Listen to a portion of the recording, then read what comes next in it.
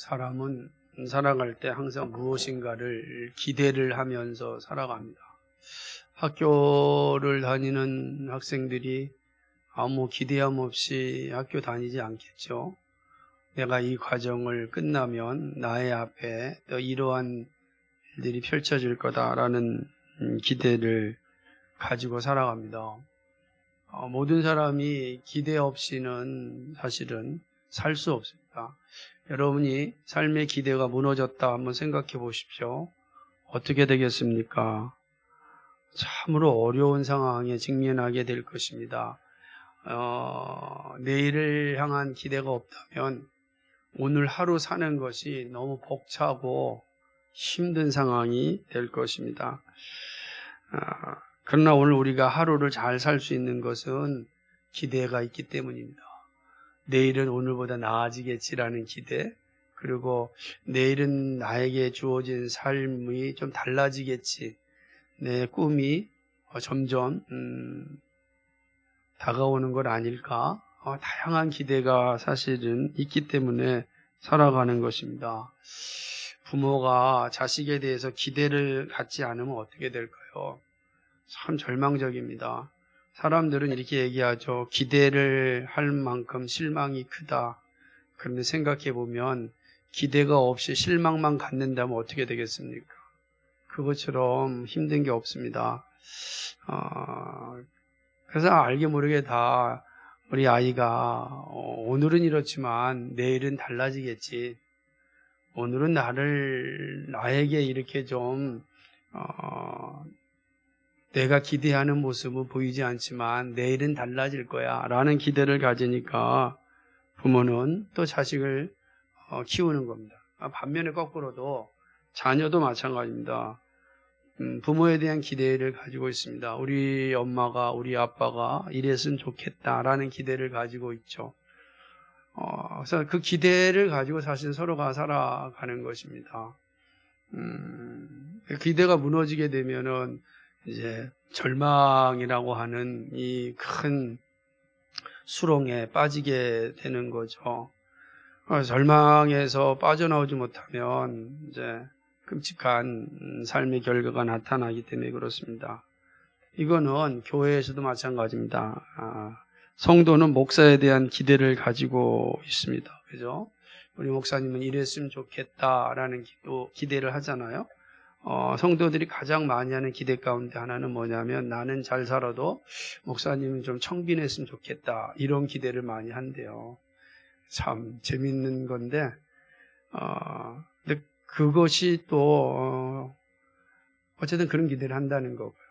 그래서 또 많은 기대를 한다는 것 중에 하나는 우리 목사님은 다른 건 몰라도 좀 말씀만 바르게 전했으면 좋겠다. 뭐 이런 기대를 많이 하고 있죠. 거꾸로 목사도 성도에 대한 기대를 가지고 있습니다. 그죠? 정말로 영혼이 잘 됐으면 좋겠다. 목사의 기도 가운데 소망 가운데 가장 큰 기대는 여러분이 뭐 물질적으로 부유하고 또 세상에서 좋은 권력을 갖고 명예를 얻는 거 그거 되게 기대합니다. 그런데 원초적 기대는 영혼이 잘 되는 겁니다. 영적인 영혼이 잘 되지 않고 나머지가 잘 되는 건 아무 의미가 없기 때문에 그런 것입니다. 영혼이 잘 돼야 된다라고 하는 것입니다. 그래서 이게 되게 이제 목사가 기대하는 그러한 생각입니다.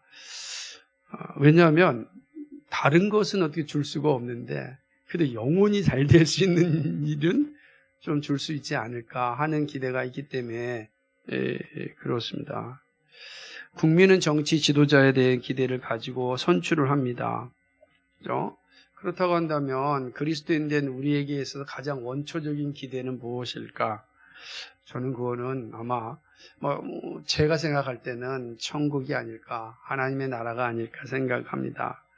우리는 하나님 나라를 기대하며 살아가죠. 오늘 힘들고 어려워도 나에게는 하나님의 나라가 있다 라고 하는 겁니다. 이 하나님의 나라에 대한 소망, 이 기대가 딱 무너진다면 여러분 어떻게 살겠습니까? 신앙생활이 아니라 단지 그냥 종교생활에 머물겠죠. 내 필요를 채우기 하고 내 답답함을 푸는, 그러니까 스트레스 해소용으로 교회를 오는 거고 그렇게 되는 겁니다. 그러니까 기대가 하나님 나라에 기대가 없는 사람들은 말씀에 대한 간절함도 사실은 매우 적죠. 왜냐하면 말씀과 천국은 연동되어 있는데 천국에 대한 소망이 없는데 무슨 말씀에 대한 간절함이 있겠습니까? 그러니까 이렇게 되어집니다. 자, 그렇다면 하나님께서 우리를 향하여 가지신 기대는 뭘까? 그죠? 이제 쭉 왔어요. 하나님이 우리에게 원하는 기대는 뭘까? 제가 아까 우리 세희한테 물어봤어요. 하나님이 세희에게 기대하는 게 무엇일까? 그랬더니 하나님 말씀을 잘 듣는 것이요. 이렇게 대답하더라고요. 여러분은 그렇게 대답할 수 있겠습니까? 그죠? 우리가 얘기할 때 정말 우리의 인생에 하나님 말씀이 가장 중요하다라고 하는 고백을 언제까지 가지고 있을 수 있을까요? 신앙생활을 하고 오랫동안 보게 되면 정말 10년, 20년, 30년, 40년, 50년 동안 신앙생활이 연수가 길어지면서 정말 구원받은 백성에게 나타나는 열매는 말씀에 대한 갈급함이 여전히 있다는 거예요. 더 배우고 싶고 더 알고 싶고 더 하나님께 가까이 하고 싶다는 거예요. 그런데 믿음이 없는 사람이든지 혹은 종교적 신앙생활을 하던 사람이든지 혹은 그러니까 잠깐 동안 믿음을 가진 그러니까 얇은 믿음을 가진 사람 혹은 영적으로 침체 있는 사람들은 시간이 가면 갈수록 나타나는 현상 가운데 하나가 무엇이냐면 말씀에 대한 갈급함, 말씀을 배우고자 하는 열심이 생기지 않습니다. 내가 이거 젊을 때 다 배웠는데 나 이 과정 다 마쳤는데 이런 생각을 하는 거죠. 그러니까 이제 내가 다 배웠는데 뭐 또 배우냐고. 특별히 직분자들이 정신 차려야 될 말씀이죠. 목사도 마찬가지입니다. 아이고, 생각해 보십시오. 처음에 신대원 입학하기 위해서 성경 시험 보는데 이거 정말 얼마나 많이 봤는지 몰라요. 달달달 성경을 외워야만 겨우 문제를 풀 수 있는 그런 아주 그냥 어려운 문제들이 많으니까. 또 강도사고시 볼 때는 또 얼마나 또 공부를 한지. 성경을 정말 많이 읽었죠. 그러니까 다 아는데 그럼 끝나는 겁니다. 근데 목사가 또 그런데 여러분은 안 그러겠습니까? 그래서 하나님이 우리에게 원하시는 기대는 분명히 있는데 우리가 잘 한번 생각해 봐야 돼. 여러분은 어떻게 대답하시겠습니까? 하나님이 여러분에게 원하시는 기대는 뭘까? 여러분에게. 오늘 본문을 통해서 우리 하나님의 마음을 한번 알아보고자 합니다. 바울은 디모데에게 하나님의 원하심을 알려줍니다. 하나님 원하신 게 무엇인지를.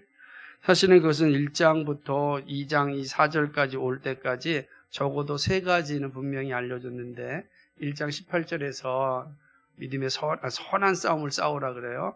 이게 디모데서 6장에 가면은 또 믿음의 선한 싸움을 싸우라 그래요.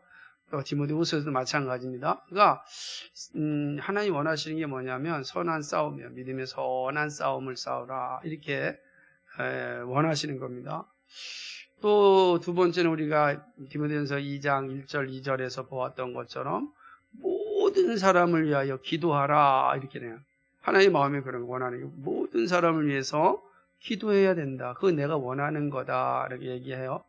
그런데 오늘 이제 3절과 4절에서 또 하나님이 정말로 원하시는 그 마음을 보여주는데 그것은 바로 구원 진리를 너희들이 알기를 원한다. 이렇게 말씀하는 것을 보게 되는 것입니다. 자, 오늘 이제 3절 말씀을 보게 되면 이렇게 시작합니다. 이것이 우리 구주 하나님 앞에 선하고 받으실 만한 것이다. 이렇게 표현하고 있죠. 여기서 이것이라고 하는 것은 2절에 있는 모든 사람을 위하여 기도하는 것, 모든 사람을 위하여 기도하는 것이 선하고 하나님이 받으실 만한 것이다. 선한 것 맞겠어요? 하나님이 받으실 만하다라는 뜻은 어떤 의미냐? 하나님이 기뻐하신다라는 뜻입니다. 그러니까 하나님이 참 기뻐하는 게 뭐냐? 우리가 모든 사람을 위하여 기도와 간구와 도고와 감사를 하는 것, 이런 기도의 자세를 갖는 게 하나님이 너무 기뻐하다는 거예요.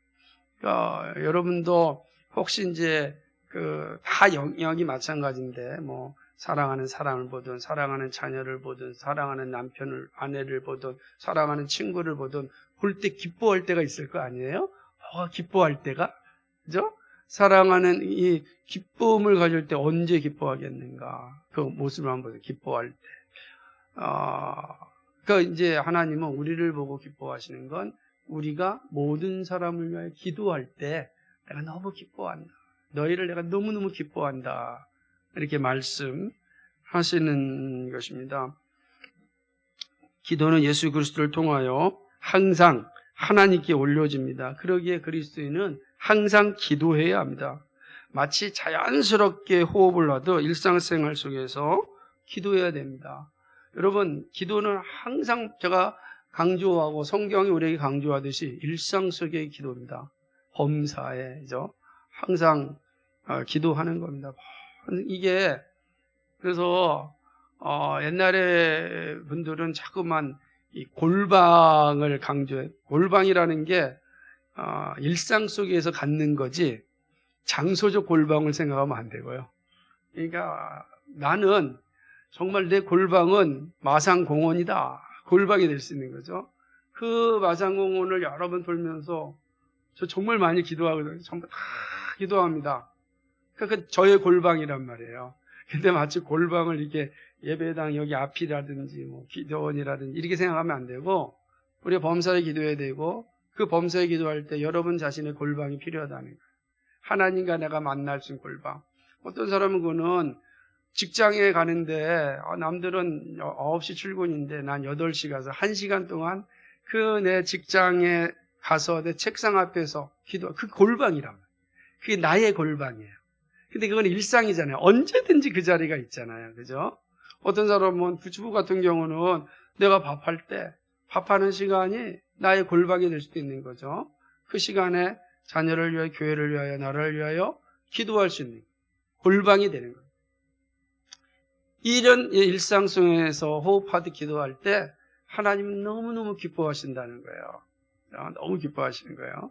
그래서 사실 우리는 기도의 골방이 다 있어야 돼요. 물론 어떤 사람은 새벽 기도가 나의 기도의 골방이다 라고 말할 수도 있겠죠.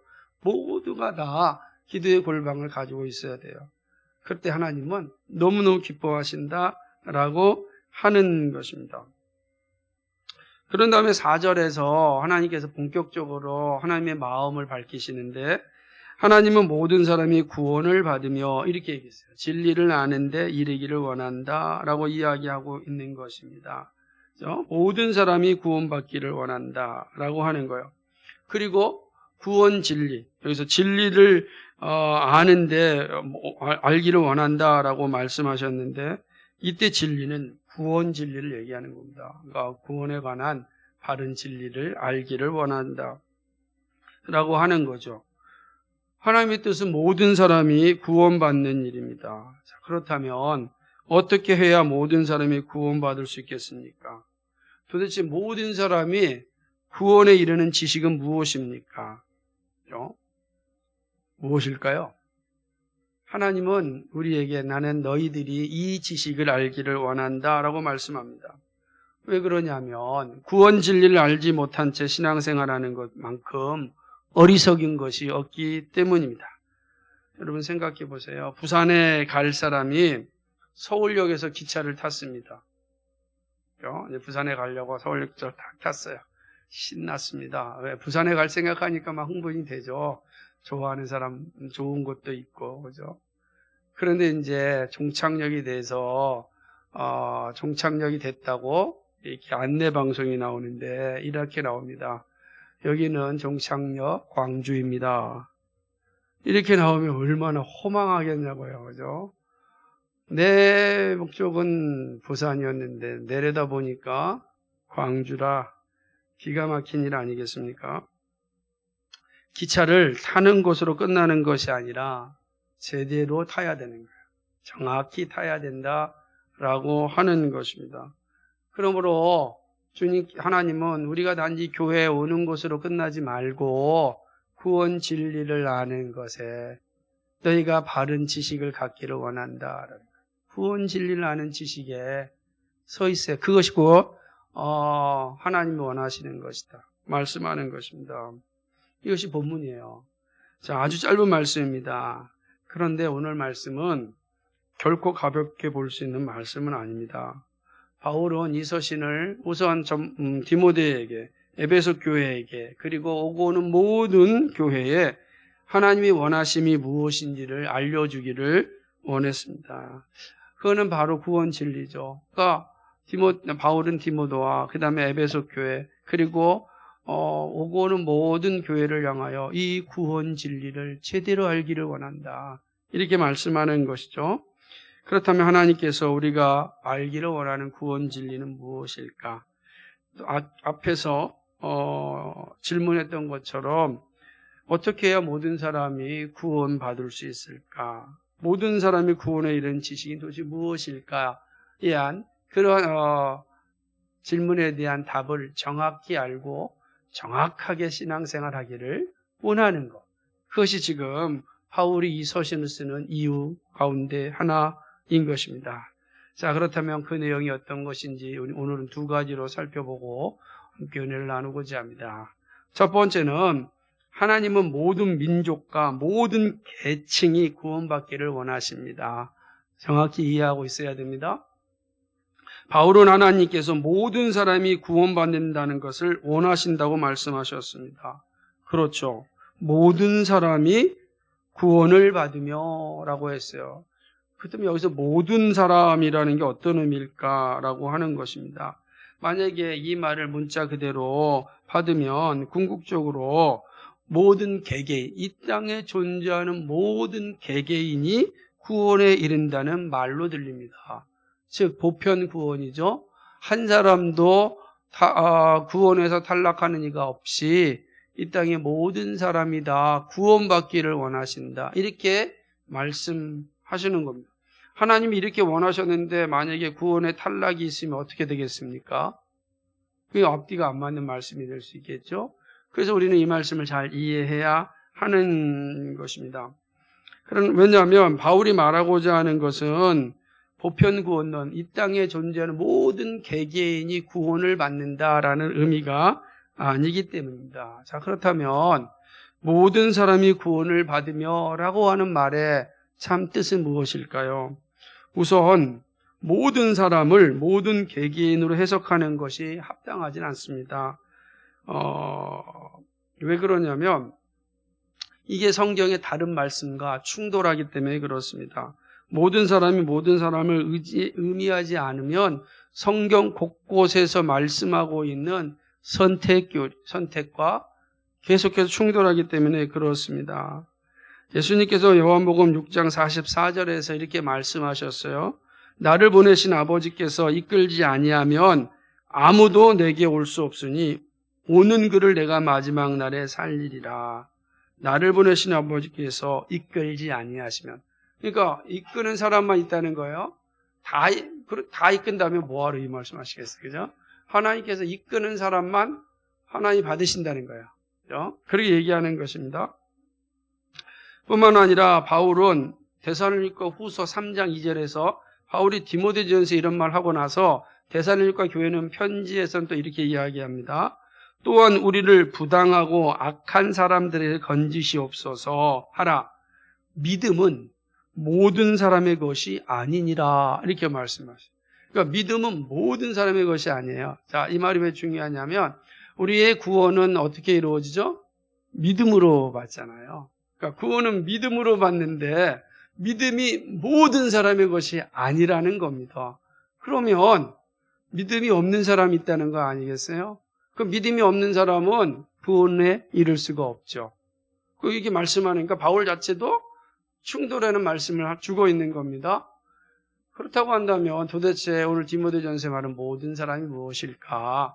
이렇게 우리는 자연스럽게 질문을 던져야 되죠. 사실은 쉽지 않은 것입니다. 쉽지 않은 말씀이에요. 왜냐하면 어쨌든 명백하게 두 말씀이 존재하기 때문에 그렇습니다. 그런데 이럴 때는 명백한 의미에서 뜻을 살펴보는 것이 성경을 해석하는 매우 중요한 원리입니다. 그럼 성경 전체가 명백하게 우리에게 보여주는 것이 무엇인가?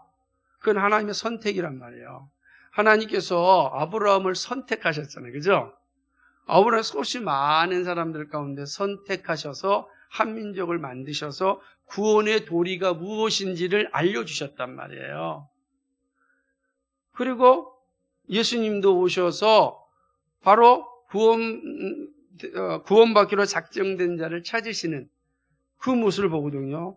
나를 믿는 자는 구원받는다. 이렇게 말씀하시고 있는 것입니다. 이렇게 본다면 구원은 믿음으로 얻는데 믿음이 모든 사람의 것이 아니라고 할 때 이 말씀은 오늘 디모데전서 2장 4절의 말씀은 세상에 존재하는 모든 개개인이라고 볼 수는 없겠다. 왜냐하면 성경 전체 이름을 볼 때는 그거 부닥치기 때문에 그렇다. 그렇다면 어떤 의미를 가지고 있는가? 그죠? 우리 이제 생각을 해야 됩니다. 자, 분명히 우리는 첫 번째는 이 분명히 모든 사람이 세상에 존재하는 모든 사람은 아니다라고 하는 것이 성경의 전체적인 맥락에서 명백한 의미에서 볼 때 그 사실은 분명해집니다. 이게 첫 번째죠. 또한 이 모든이라는 단어를 볼 때도 이게 개개인이 아니다라고 하는 의미를 볼 수가 있는데 모든 단어 그 자체는 모두 개개인처럼 보이기도 합니다. 그런데 이 모든이란 말이 성경에서 사용될 때는 두 가지 용례로 사용되는데 하나는 전부를 의미하는 의미로 사용하기도 하지만 또 한편에는 많은 수요, 많은 사람을 의미할 때 사용을 해요. 그 내용을 한번 보면 마가복음 1장 5절을 보면 세례 요한에게 세례를 받으려고 많은 이스라엘 백성들이 하게 광야로 옵니다. 그때 성경이 이렇게 표현되고 있어요. 온 유대 지방과 예루살렘 사람이 다 나아가 자기 죄를 자복하고 이렇게 기록되고 있거든요. 그러니까 여기서 다 같은 단어에 다 나아간다라고 한다면 그러면 여기서 다니까 온 유대 지방과 예루살렘이니까 이스라엘 전체예요. 그럼 여기에 제사장도 포함돼야 되잖아요. 다니까 제사장도 포함돼야 되는데 그렇습니까? 그러지 않죠. 그러지 않았어요. 다 광야에 올 수도 없었어요. 그러니까 이럴 때 이 의미는 뭐냐면 다는 전부가 아니라 많은 사람이라는 의미입니다. 또한 사도행전 22장 15절에 보면 더욱더 명백합니다. 이 사도행전 22장의 이 내용은 뭐냐면 하나님께서 사도 바울에게 이제 증인의 삶을 맡기는 거예요. 너는 이제 베드로는 유대인의 사도고 그리고 사도 바울은 이방인의 사도로서 복음을 전하는 사람 아닙니까? 근데 이렇게 말씀하고 있어요. 사도행전 22장 15절에 보게 되면 제가 읽을 테니까 여러분 찾아보세요. 내가 그를 위하여 모든 사람 앞에서 내가 보고 들은 것에 증인이 되리라 그랬습니다. 내가 그들을 위하여 모든 사람 앞에서 그럼 이 모든 사람은 온 세계에 흩어져 있는 개개인을 위하는 걸까요? 그럴 수는 없잖아요. 바울이 갑자기 서울에 있다가 동시에 뉴욕에 있을 수는 없잖아요. 육체를 가진 바울이니까. 그런데 바울을 향하여 너는 모든 사람의 증인이 되리라. 이게 말하는 거거든요. 그 말은 많은 사람, 그죠? 너에게 주어진 많은 사람에게 증인이 될 것이다. 이렇게 이야기하는 것입니다. 그러니까 이때 모든 사람은 전 세계 개개인 의미이지 않는 것이 분명하죠. 그러니까 두 가지 볼 때는 이 말씀이 그렇지 않아요. 그죠? 그렇다면 도대체 모든 사람은 누구인가? 이렇게 말씀하신 이유는 무엇일까? 우리는 이 사실 생각할 때 앞에 1절과 2절에서 내용을 기억해야 돼요. 모든 사람을 위해 기도하되 그때 뭐라고 했습니까? 특별히 왕가, 그 다음에 뭡니까? 갑자기 높은 지위에 있는 사람을 위해서 기도하라 그러지 않았습니까? 그러니까 모든 사람을 기도하는데 특별히 또 왕과 높은 지위인 사람들 기도하라 이 표현하고 있거든요. 이걸 우리가 힌트를 좀 생각해야 돼요. 여기서 모든 사람이라고 말하는 것은 이 땅의 모든 민족과 모든 계층을 의미하는 겁니다. 이 땅에 존재하는 모든 민족들, 모든 계층들이 구원받기를 원하신다는 거예요. 사회적이고 민족적이고 인종적인 모든 사람을 의미하는 것입니다. 그래서 그러니까 우리가 모든 민족, 모든 계층의 사람들이 다 구원받기를 원합니다. 그러니까 구원에 있어서는 차별이 없다. 이 말씀하는 거예요.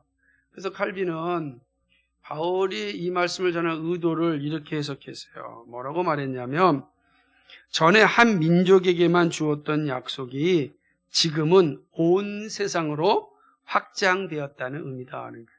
그러니까 한 민족, 유대 민족에게 구원의 소식이 전해졌다고 한다면 이제 예수 그리스도로 말미암아 온 민족에게 구원의 소식이 증거되어졌다라는 의미죠. 그렇군요. 그러니까 그렇게 본다면 모든 사람은 모든 민족과 계층 가운데 구원받기로 작정된 사람이라 이해하는 겁니다. 그래서 하나님이 뭡니까? 모든 민족과 모든 계층에 구원받기로 작정된 사람이 다 구원에 이르기를 원한다라고 하는 것이죠. 이 사실에 근거하여 복음은 땅끝까지 전해집니다. 복음은 모든 믿는 사람들에게 구원을 주시는 능력입니다. 이 세상에 누구도 복음을 받아들이지 못할 이들이 없습니다. 오늘 우리는 전혀 다른 민족입니다. 전혀 다른 계층입니다. 근데 오늘 우리가 예수 믿어 구원받습니다. 이게 바로 오늘 디모데전서 2장 4절의 말씀이라고요. 왜 그러냐? 우리 1세기로 돌아가면 바울은 이방인에서 복음을 전하잖아요. 자, 유대인들은 오직 구원은 우리 유대인에게만 있다라고 이야기했어요. 근데 예수 그리스도께서 그걸 다 깨버리셨잖아요. 그리고 놀랍게도 사도 가운데 바울을 이방인의 사도로 보냈어요. 보내면서 주신 말씀이에요. 보내면 주신 말씀입니다. 하나님이 원하시는 게 뭐냐? 모든 민족과 모든 계층에게 이 복음이 증거되어 구원받기를 원한다. 그 열매가 오늘 우리라는 거예요. 이 말씀이 오늘 우리가 증인이란 말이에요. 그러니까 이게 단순히 죽은 말씀이 아니라 단순히 그냥 글자로 쓰여져 있는 문자로 끝나는 것이 아니라 오늘 살아서 우리에게 증거하는 말씀입니다. 모든 민족이 우리가 왔잖아요. 그죠? 모든 계층 우리에게 왔잖아요. 모든 인종 우리에게 왔지 않습니까? 그래서 이 말씀이 죽은 말씀이 아니라 살아있는 말씀이요. 여전히 살아서 움직이는 말씀입니다. 왜 그렇죠? 아직도 복음을 듣지 못하는 민족이 있고 아직도 복음을 듣지 못한 계층이 있습니다. 그리고 이 말씀 우리에게 중요하게 주는 겁니다. 여러분 어떤 민족도 어떤 계층도 차별하면 안 돼요. 그러면 인종차별은 가장 성경을 잘못 해석한 거였죠. 청교도의 나라, 청교도에 세웠던 미국이 노예를 제하면서 얼마나 많은 인종차별을 했습니까? 그것은 성경을 가장 오독한 경우예요. 성경을 오독하면 이러한 결과가 생기는 겁니다. 잘못 해석하면 끔찍한 일이 일어나는 거죠. 오늘 말씀이 우리에게 주어지는 것입니다. 복음은 온 세상에 전파됩니다. 그 일에 바울, 디모데 그리고 빛과 소금교회가 부름을 받았습니다. 우리의 존재 이유는 복음을 전하여 구원받는 자들을 찾는 일입니다. 이것이 본문이 말씀하는 구원 진리입니다. 두 번째는 구원은 하나님의 주권적인 선택입니다. 너무나 잘 알고 있는 말씀이지만 오늘 바울은 이 사실을 더 분명하게 우리에게 알려줍니다. 구원은 하나님의 작정 가운데 진행됩니다. 하나님의 계획 속에 진행됩니다. 구원받기로 작정된 자만이 선택되어집니다. 하나님은 선택된 자를 구원하시기 위하여 사람의 몸을 입으시고 이 땅에 오셨습니다. 그리고 죽음의 원인이었던 죄를 다 담당하셨습니다. 이제 누구든지 예수님만 믿으면 구원에 이르게 됩니다. 예수님은 이 일을 위하여 선택한 자를 부르시고 회개하게 하십니다. 놀라운 사실이죠. 누가 선택받았는가? 우리는 잘 몰라요. 그런데 분명한 사실 한 가지는 선택된 자들은 반드시 말씀을 듣고 선포된 복음을 듣고 자신의 죄를 깨닫게 되고 그리고 자신이 얼마나 추악한 존재인지를 인식하게 되고 회개하는 자리에 선다는 겁니다. 반드시 이 과정이 있습니다. 반드시.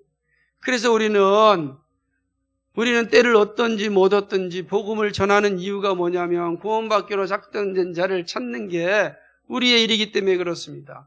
그래서 선교사들이 이 땅에 온 거예요. 구원받는 자를 찾기에 이 말씀에 근거하여 이 땅에 오셨고 복음을 선포하였더니 놀랍게도 이 땅에서 구원받기로 작정된 자가 그 복음을 듣고 회개하고 하나님 앞에 무릎 꿇는 겁니다.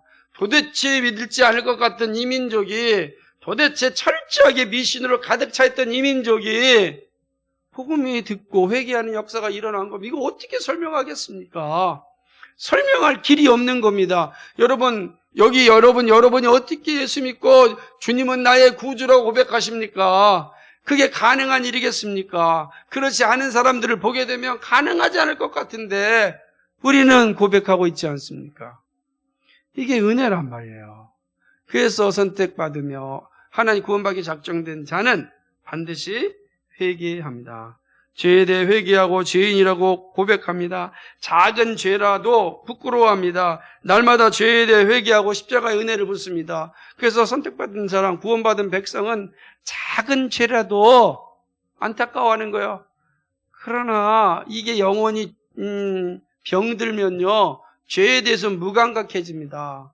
하나님을 예배하는 일에 내가 소홀히 함에도 불구하고 무감각해진 영혼은 크게 개의치 않습니다. 다음 주에 예배 드리면 되지. 그렇게 가는 거예요. 그러다가 영원한 멸망에 떨어져도 자기가 멸망 가운데 떨어져 있는지 모르고 살아가는 거예요. 얼마나 비참한지 모르는 것입니다. 예수님을 의지하고 기도로 도움을 구합니다. 혼자 살 수 없는 존재임을 알게 됩니다. 인생은 하나님의 말씀 없이 살 수 없음을 깨닫습니다. 그리고 보이는 것은 잠깐임을 알고 보이지 않는 하나님 나라를 소망하며 살아갑니다. 이게 구원받은 자, 선택받은 자에게 나타나는 일반적인 모습인 것입니다. 이러듯 하나님께서 선택한 사람만이 구원에 이릅니다. 사도행전 13장 48절은 이렇게 말씀합니다. 이방인들이 듣고 기뻐하여 하나님의 말씀을 찬송하며 영생을 주시기로 작정된 자는 다 믿더라. 이게 오늘 말씀의 해설이라고요. 영생을 주시기로 작정된 자는 다. 이 말을 이렇게 해석하면 영생을 주시기로 작정된 모든 사람은 다 믿더라. 이것이 사도행전 13장 48절입니다. 믿음이 나의 선택이 아니라 하나님의 은혜임을 알 수 있습니다. 선택받은 자에게 나타난 열매는 말씀에 대한 사모함이 생깁니다.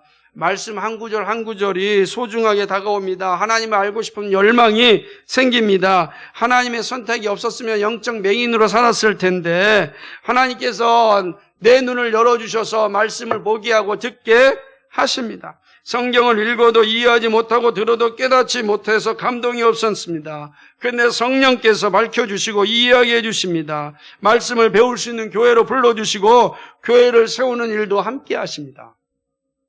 이게 선택의 은혜인 겁니다.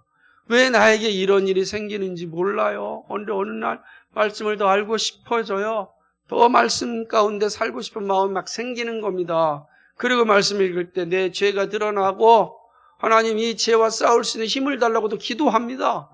놀랍지 않습니까?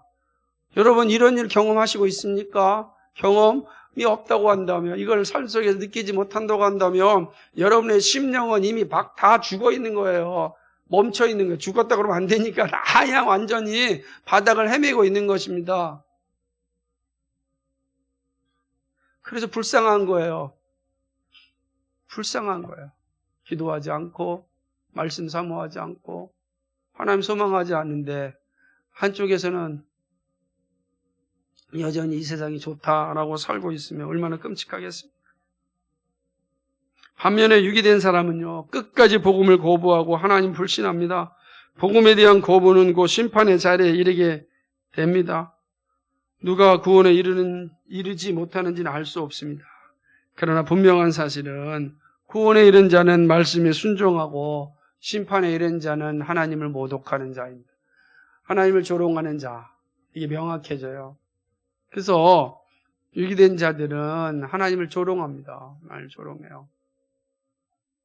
드러내어 조롱한다는 거죠. 결론적으로 선택은 전적으로 하나님의 주권으로 되어집니다. 구원받기로 작정된 모든 사람이 구원받습니다. 모든 민족과 계층 가운데 선택된 자가 구원받습니다. 이것이 오늘 본문이 우리에게 가르쳐준 중요한 교훈입니다. 말씀을 맺습니다. 하나님의 기대, 즉 하나님의 원함이 무엇인지 보았습니다. 하나님은 모든 사람이 구원받기를 원하십니다. 단지 유대인만을 위한 구원이 아닙니다. 세상의 모든 민족과 계층이 다 구원받기를 원하십니다. 그렇다고 모든 개개인을 의미하지 않습니다. 구원받기로 작정된 모든 사람입니다. 그러므로 예수님을 주로 고백하고 믿음의 자리에 있는 우리들은 정말 행복한 사람입니다. 안 그렇습니까? 하나님의 선택 가운데, 하나님의 은혜 가운데 있기 때문에 그렇습니다. 구원은 전적으로 하나님의 은혜입니다. 우리가 예배하고 말씀을 듣고 있는 것은 은혜의 자리에 있다는 증거입니다. 선택받은 자가 예배하고 말씀을 기뻐하고 교회를 세웁니다. 힘들고 어려운 일들이 있을지 모르지만 마침내 영광을 소유하게 됩니다. 선택받은 백성이 할 일은 구원의 기쁨을 가지고 복음을 전하는 일입니다. 천국의 비밀을 알지 못하는 이들에게 말과 삶으로 알려주어야 됩니다. 내가 가진 것이 없어도 천국 백성으로 사는 이 영광을 보여줄 수 있어야 됩니다. 내가 많은 것을 가지고 있음에도 불구하고 나에게 더 소중한 건 하나님 나라임을 보여줄 수 있어야 되는 것입니다. 우리의 가진 소유의 유무에 따라 나타나는 것이 아니라 내 안에 있는 본질적인 천국에 대한 소망, 천국에 대한 기쁨이 나의 삶을 인도해야 되는 것입니다. 예수 믿어 구원받는 자리에 있음이 얼마나 감사하고 행복한지를 보여주어야 합니다. 감사하잖아요. 얼마나 고맙습니까? 나에게 천국이 약속되어져 있어요. 이 땅에서 천국 백성으로 살아갈 수 있는 힘을 날마다 공급해 주세요. 그 사실을 아니 얼마나 감사합니까? 그러나 여러분 기억할 것이 하나 더 있습니다. 그것은 구원받은 백성이라고 어려움이 없다는 것은 아닙니다. 어려움이 없지 않아 있습니다. 고난의 일들이 찾아옵니다. 욥처럼 고통의 시간을 보낼 수 있습니다. 사단은 하나님의 자녀들의 온갖 유혹과 시험을 통하여 구원의 기쁨을 누리지 못하게 하고 천국에 대한 의심을 갖게 합니다. 이 땅이 좋고 전부라는 생각을 끊임없이 집어넣습니다. 마치 여러분도 잘 알고 있는 반지의 제왕이라고 하는 그 영화에서 이 골룸이 끊임없이 유혹하지 않습니까? 징그럽게 미혹하지 않습니까? 근데 미혹만 하고 또 유혹만 합니까? 어떨 때는 달콤하게 할 뿐만 아니라 반면에 또 어렵고 힘들고 고난도 주고 그러지 않습니까? 사단이 그래요. 달콤하게도 하고 어떨 때는 아주 아프게도 하고 그래서 우리로 하여금 천국에 대한 소망 그거를 잃어버리게 하는 거예요. 다 잃어버리게 하는 거예요. 여기가 좋다. 여기가 좋다. 안 그렇습니까? 여러분 돈이 없을 때는 돈이 없다고 속상하고 돈이 많으면 돈이 많다고 힘들고 그러지 않아요? 얼마나 많은 것으로 우리를 힘들게 하는지 몰라요. 사단이 참 우리의 삶 속에 들어와서 우리에게 아주 얄밉게 속삭임으로 우리가 얼마나 지치는지 몰라요. 그 현실입니다. 왜냐하면 우리가 천국에 대한 소망을 가지고 사니까 이 사단이 너무 화가 나는 거예요. 약 오른 거예요. 왜? 자신은 영원한 무저갱에 떨어질 수밖에 없는 존재인데 이것들은 천국에 간단 말이야. 이것이 사단이 하는 일이에요. 그러니까 하나님께서 은혜 주면 그거 싹 뺏어가려고 애를 쓰지 않습니까? 예? 사업이 잘 되면 몸이 아픕니다. 기가 막힌 노릇이죠. 사업이 잘 되면 몸도 좋아야죠. 근데 그러지 않아요. 그런 겁니다. 몸이 좋은데 사업은 어려워요. 얼마나 기가 막힌 일이겠습니까? 그러면 정말 하나님 살아 계십니까? 하나님 정말 저를 사랑하십니까? 하나님 정말 제가 선택받은 자녀가 맞습니까? 의심하게 되는 거죠. 그렇게 되는 겁니다.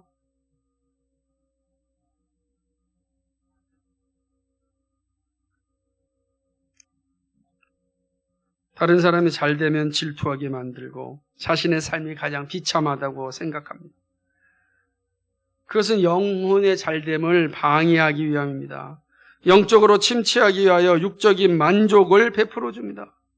그런 거예요. 이게 무서운 거예요. 그렇죠? 육적인 만족이 탁 채워지면 또 영적으로 아주 그냥 바닥을 헤매게 만드는 거죠. 그래서 영적인 기쁨을 지속적으로 누리지 못하게 합니다. 참으로 끔질긴 유혹이 있습니다. 그러나 기억하십시오. 하나님의 손이 결코 떠나지 않습니다. 끝까지 인도하여 주십니다. 구원받은 백성에게 하나님의 손은 영원히 함께 하십니다. 한 번도 떠난 적이 없어요. 우리 안에 거하신 성령님은 우리를 한 번도 떠난 적이 없어요.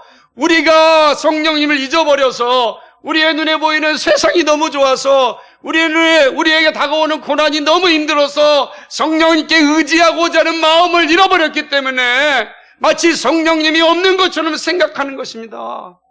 그러나 성령님은 한 번도 우리를 떠나신 적이 없어요. 항상 그 자리에 계시고 우리를 위하여 기도하십니다. 우리가 다시금 일어나라고, 믿음의 주여 온전하신 예수를 바라보라고, 너에게 약속된 저 천국을 바라보라고 이야기하는 겁니다. 무엇을 바라보시고 살아가시겠습니까? 사랑하는 여러분, 하나님을 가까이 함이 복입니다. 하나님이 우리를 선택하여 주셨습니다. 우리의 잘남이 있어서 선택한 것이 아닙니다. 우리는 왜 선택되는지 모릅니다. 오직 하나님의 주권적인 선택입니다. 우리는 영원히 하나님을 조롱하며 살면서 심판의 자리에 설 자였습니다. 그런데 하나님의 사랑이 우리에게 다가왔습니다. 그리고 선택하시고 구원하여 주셨습니다.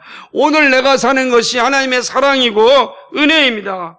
하나님은 우리의 상황을 너무나도 잘 아십니다. 우리의 마음을 너무나도 잘 알고 있습니다. 그런데 잊지 마십시오. 성령님은 그런 우리를 끝까지 사랑하십니다. 도우십니다. 지켜주십니다. 우리가 이 땅에서 끝나는 것이 아니라 천국에 이르러야 되기 때문에 그 나라에 이를 때까지 성령님 우리를 끝까지 붙잡아 주십니다. 힘들고 어려울 때 내 편이 있습니다. 바로 우리 성령님입니다. 사랑하는 여러분, 선택받은 믿음의 자녀로서 지금까지 잘 견뎌왔습니다. 제가 여러분 보면 참 감사해요. 어떻게 어렵고 힘든 상황을 잘 이길까? 힘들고 어려운 이 땅의 삶을 잘 살아왔습니다. 근데 아직 우리가 살아가야 할 일이 많이 남아 있습니다. 끝까지 이겨내야 합니다. 선택받은 자녀의 자부심으로 고난의 현실을 이겨내야 합니다. 그리고 같은 하나님을 섬기고 있으며 같은 마음으로 같은 하나님 나라를 바라보며 살고 있는 지체들의 위로를 구하시기 바랍니다. 함께 기도하고 작지만 서로 힘을 보탤 수 있습니다. 사랑하는 여러분, 여러분은 혼자가 아니면 항상 기억하십시오. 성령님이 함께 하십니다. 또한 믿음의 지체들이 여러분과 함께 하십니다. 여러분 육신의 고통을 받고 있든지, 여러분의 삶에 개성적으로 어려움을 겪고 있든지 그 모든 것 가운데 성령님이 함께 하십니다. 그리고 같은 믿음을 가진 지체들이 함께 합니다. 서로 의지하십시오. 서로 기도하십시오. 그리하여 주님 약속하신 그 영광의 나라에 우리 함께 다 들어갑시다. 한 사람도 낙오되는 사람이 없이 그 영광을 누려야 되지 않겠습니까? 지금까지 이 고통스러운 시간을 믿음으로 견뎌왔는데 멈춰서야 되겠습니까? 마지막 순간까지 주님이 우리를 도우실 것입니다. 하나님은 구원받기로 작정된 자녀들이 다 구원에 이르는데 우리가 함께하기를 원하십니다. 이 은혜를 주님 보시는 그날까지 굳게 이끌어가기를 주님의 이름으로 축복합니다. 거룩하시고 자비하신 아버지 하나님, 고맙고 감사합니다. 우리가 사는 삶이 녹록하지 않습니다. 어렵고 힘들고 고통이 많습니다. 육체적으로 아프기도 하고 재정적으로 힘들기도 하고 미래가 잘 보이지 않는 것처럼 보이기도 하고 원치 않은 싸움으로 아픔을 겪기도 하고 참으로 이루 말할 수 없는 고난들이 우리 앞에 옵니다. 그러나 이것이 하나님이 우리에게 주시는 것이 아닙니다. 하나님은 자기 백성, 자기 자녀들이 복되고 행복하고 즐겁고 하나님의 영광을 위하여 살기를 원합니다. 그러나 사단이 끊임없이 유혹합니다. 연약한 우리는 그 사단의 유혹에 자주 넘어질 때가 많습니다. 그러나 현재 받는 고난은 장차올 영광에 비하여 비교할 수가 없음을 우리는 압니다. 아버지 하나님, 오늘 이 땅에서 살아가는 우리의 삶 속에 주님 함께해 주시옵소서. 믿음으로 이길 수 있도록 힘을 공급하여 주시옵소서. 주님 떠나지 아니함을 알고 있습니다. 아버지 하나님, 우리가 더욱더 주님을 향하여 눈을 들 수 있는 힘을 주시옵소서. 그리하여 이 땅 가운데 믿음으로 이겨내서 주님 약속하신 그 영광 가운데 들어갈 수 있는 우리 모두가 되게 하여 주옵소서. 한 사람도 주님 나라에 낙오되는 일이 없게 하여 주시옵시고 주의 영광 속에 모두 기뻐하며 찬양하며 경배하며 즐거워할 수 있도록 저희를 도와주옵소서. 감사합니다. 예수 그리스도의 받들어 기도하옵나이다. 아멘.